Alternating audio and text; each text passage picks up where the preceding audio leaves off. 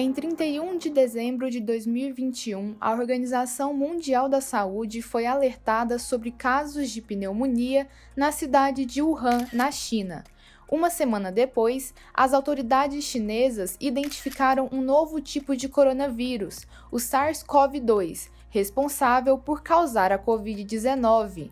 No Brasil, o primeiro caso da doença foi registrado em 26 de fevereiro de 2020, em São Paulo. Em 1 ano e 9 meses de pandemia, os números revelam o cenário desesperador vivenciado no país.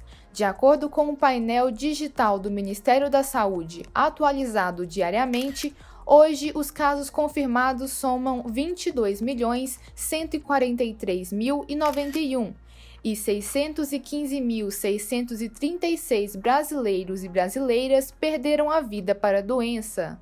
Para além dos números, o país enfrentou inúmeras crises que escancararam ainda mais as desigualdades sociais e que perduram até hoje. Houve falta de leitos e de cilindros de oxigênio para infectados e de EPIs para profissionais da saúde. Houve negligência por parte dos governantes que conduziram a pandemia por mais de 3 meses sem ministro da Saúde, negando a doença e a vacina e promovendo desinformação, inclusive fortalecendo o uso de medicação sem comprovação científica. A fome ainda está mais presente na vida dos brasileiros devido ao aumento do preço dos alimentos.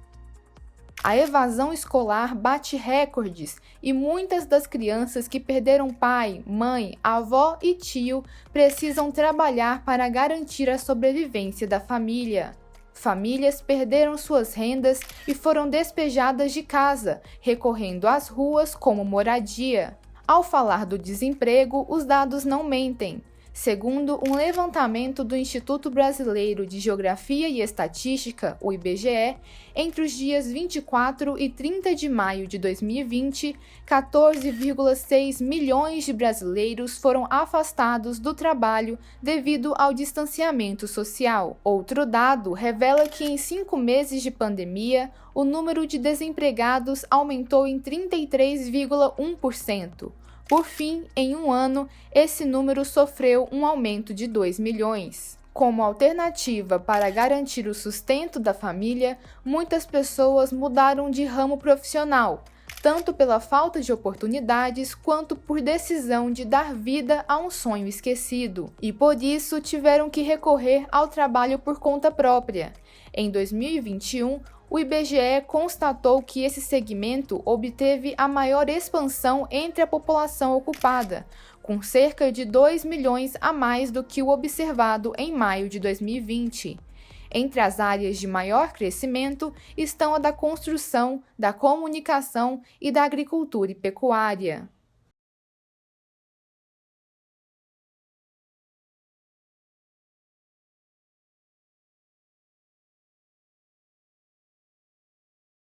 A transição de carreira, ela pode ocorrer por vários fatores, né? Um deles é a necessidade justamente que a pessoa tem de mudar de área, seja por motivos financeiros ou por um impacto social, enfim. Com a pandemia, isso se agravou, porque vários profissionais, né, nós temos estudos que já apontam isso e pesquisas, inclusive a nível internacional, que falam que as pessoas tiveram que mudar de área por conta do desemprego e da questão econômica que o país atravessou, principalmente aqui no Brasil, né? Então a gente teve aí duas situações, pessoas que foram forçadas a transitar porque perderam mesmo o emprego e outras que transitaram como segunda opção para aumentar a renda, enfim, para garantir a sua sobrevivência. Isso é o que a gente chama de empreendedorismo por necessidade, né? O que que tem por trás disso, assim? São pessoas que não necessariamente tinham esse sonho, essa vocação para o empreendedorismo, mas muitas vezes se viram sem emprego e sem conseguir se recolocar no mercado de trabalho, né? E optaram por abrir um negócio para tentar ser empreendedor e viver daquilo ali. Olha, os desafios são inúmeros, porque a pessoa geralmente, quando é por necessidade, ela não está preparada, né? Então, a primeira questão é o preparo técnico, o preparo científico e a capacitação profissional mesmo. Principalmente se ela for para uma área totalmente diferente daquela que ela atuava antes. Então, ela precisa se capacitar, ela precisa fazer um curso, esse é no mínimo o que ela vai precisar para a nova área, investigar a nova área. Uma outra questão também que pega muito assim forte é a questão da pessoa se conhecer. Então, muitas vezes ela não sabe quais são os seus pontos fortes e fracos, e aí ela entra numa nova área assim despreparada e ela se defronta com vários desafios, às vezes até pessoais, né, internos mesmo, que ela precisava ter trabalhado antes se ela tivesse tido tempo, mas aí como ela não conseguiu ter essa possibilidade, ela muitas vezes não consegue se adequar a esse novo mercado e tem dificuldade de se adaptar, né, que é uma das fases da transição, né, a adaptabilidade que você tem que ter a partir daquele momento que você se insere naquele novo cenário. Então isso ocorre também como um desafio pessoal muitas vezes, né? Fora os desafios externos que a pessoa estará exposta, né? Perda de renda, né? Ou perda ou diminuição de renda, esperar aquele período ali de fazer um novo network, uma nova rede de contatos, né? Então tudo isso pesa sim como desafios. A principal consequência a gente sabe que foi o desemprego, né? A gente teve aí taxas recordes batendo ali 15%, conforme o IBGE divulga. Só que, assim, a gente sabe que esses 15% ele não se distribuiu de forma igual em todas as classes de trabalhadores, tá? O que que a gente teve? A gente teve que trabalhadores com uma melhor escolaridade, trabalhadores com empregos mais estáveis, eles foram menos afetados, muitas vezes mantendo seu nível de renda e também sua taxa de emprego. Quando a gente olha para o outro segmento aqui, que fala mais de trabalhadores mais vulneráveis, com uma menor escolaridade ou muitas vezes na informalidade, o que que a gente viu? A gente viu que esses trabalhadores eles foram muito mais impactados. E qual foi o principal motivador aqui? É porque geralmente esses trabalhadores eles são muito ligados ao setor de comércio e serviços, né? E esses setores, eles dependem muito da circulação de pessoas. Então, assim, com o lockdown, com as medidas mais restritivas causadas pela própria pandemia, a gente teve um impacto muito forte na demanda desses setores, né? E com essa diminuição da demanda, muitas vezes a gente viu vários postos de trabalho sendo perdidos aí nesses segmentos. Como principais consequências, a gente tem, primeiro, a diminuição na renda média do brasileiro, né?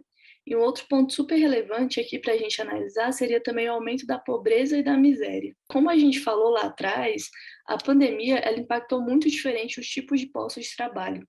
Então, aquelas pessoas que já estavam mais vulneráveis por ter uma menor escolaridade ou por estarem em empregos mais precários, elas viram essa desigualdade sendo acentuada, né? Eram desigualdades que já existiam e com a pandemia se tornaram ainda mais fortes. E quando a gente fala assim a longo prazo, a gente vê uma perda de potencial humano mesmo e também uma perca para a economia como um todo. Assim, vamos levar anos, se não décadas, para retornar ao patamar que a gente estava ali antes da pandemia. E falando assim em recuperação, a recuperação aqui ela seria muito pautada por políticas de proteção social, tá? E também pelo retorno de consumo das famílias e do acesso ao crédito, que seria fundamental para isso. Os passos assim mais importantes para uma transição de carreira de sucesso, né, que você possa ter êxito, eu consideraria alguns aqui e vou destacar para você. O primeiro seria o autoconhecimento. Então, você precisa dar um passo atrás e se entender como pessoa, né? Em que você é bom? O que você gosta de fazer? O que é que realmente você tem como habilidade? Você é bom de comunicar? Você é bom de se relacionar com as pessoas? Você já tem um quê para liderança, né? Então, às vezes até para vendas, enfim, né? Descobrir aquilo que você é bom e potencializar. E aquilo que você tem pontos negativos ou fracos, você trabalhar esses pontos para você poder, então, se adequar a essa nova realidade do mercado. Um outro fator importante também é conhecer esse mercado, né? Então, a partir do momento que você se vê e o que você pode oferecer, você entender o que o mercado está pedindo, né? Nós temos aí hoje uma mudança no mercado por conta da pandemia. Hoje são pedidas aí outras habilidades, né? Como inteligência emocional, você saber liderar equipes, você saber se relacionar com as pessoas, ser um pouco mais humano, né? Nessa relação, até no trabalho. Então, são algumas habilidades que o mercado pede e que a gente precisa se preparar. Fora, claro, a capacitação técnica que a gente precisa, né? De formação mesmo profissional, né? Na área que você vai transitar. Então, você precisa buscar investigar esse novo mercado, né? E se preparar para ele. E um terceiro ponto que é fundamental é a rede de contatos, né? O networking. Então, assim, se você, com todo mundo, né? Todos nós temos pelo menos aí o quê? Uns 100 contatos, no mínimo, né? De pessoas que a gente já traz ao longo da vida, que a gente já conhece profissionalmente. Então, você resgatar esses contatos, né? Retomar e falar, olha, minha nova situação é essa, eu estou pretendendo fazer isso, e realmente pedir ajuda, né? Pedir apoio para essa nova fase, e aí manter isso. E não só pedir, esperando receber, mas também se oferecer para levar algo também nessa rede de contatos. Então, são N pontos, né, que a gente poderia elencar aqui, mas eu creio que esses 3 são fundamentais para você poder começar, né, e aí tentar tirar o proveito mais exitoso de todo esse processo que não é fácil, né?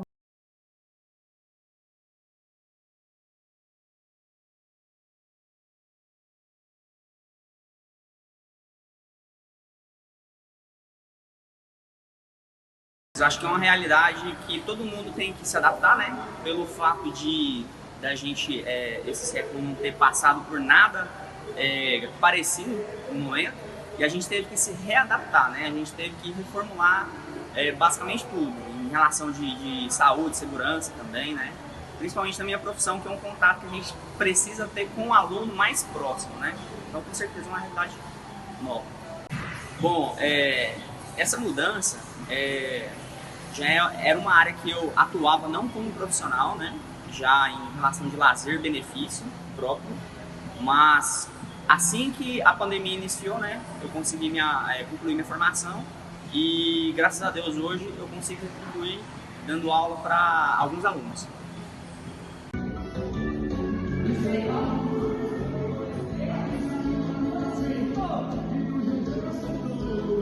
Sempre me arrumei no mesmo salão. E aí um dia eu fui fazer o cabelo e a dona do salão falou que precisava que estava atrás de uma designer de sobrancelha. E eu nunca fui muito assim da área da estética, assim, voltada, muito assim. Nunca fui de me arrumar, na verdade. Mas eu sempre gostei de sobrancelha. Eu falei, vou fazer o curso. Ela, então faz e vem trabalhar comigo. Eu falei, então tá. Aí eu fiz, comecei a trabalhar, fiquei com ela 2 anos. E aí após isso, eu senti necessidade de montar meu próprio negócio. Hoje em dia eu trabalho não só com a área de design de sobrancelha, como comecei no início, como também trabalho com cílios e futuramente pretendo trabalhar com mais áreas, como micropigmentação e etc. A dificuldade, eu acho que principal que eu achei foi em relação ao distanciamento, né? Como o meu trabalho, a gente tem que ter um contato mais direto com o aluno, eu acho que esse contato mais direto, mais próximo, foi a principal dificuldade, né? O maior problema que eu vejo é porque eu montei o meu estabelecimento dentro da minha casa. Então, tudo que eu trago, todas as clientes que eu trago pra cá, eu tô trazendo não só pro meu estúdio, mas eu tô trazendo pra dentro da minha casa. Então, eu acho que é mais o risco da doença do que uma dificuldade em si. Mas, economicamente falando, não deu muita diferença não. Na verdade, eu cresci muito na pandemia. E eu diria até que foi muito bom. Acho que sem a pandemia eu não teria crescido tanto. O processo de transição de carreira é um processo que exige mais autoconhecimento do que tudo, né? Então, assim, a gente precisa estar preparado para se olhar para dentro de si e ver o que é que eu posso oferecer para resolver problemas, né? Quando a gente fala de empreendedorismo, empreender é oferecer soluções. Então, você pode olhar para o mercado também e ver um problema e tentar resolver dessa forma como empreendedor, por exemplo, né? Então, de repente, você nem pensava que poderia se tornar um empreendedor, como foi o meu caso, né? Mas, assim, hoje eu consigo trazer soluções para um grupo específico de pessoas dentro de uma realidade que elas estão vivendo que é bem problemática, né? Que são enfermeiros que estão aí na linha de frente. E, de certa forma, eu tento trazer uma solução de uma qualidade de vida melhor, fazendo essa transição de carreira para que possa haver esse ajuste, né, entre o que se faz, né, mas também como se vive e tentar viver de uma forma melhor. Então, é um momento que precisa de uma orientação profissional, né, precisa você procurar pessoas que já passaram por isso ou que tenham alguma expertise nessa área para te conduzir nesse momento aí que mexe com toda a sua vida e que mexe com a vida da sua família também.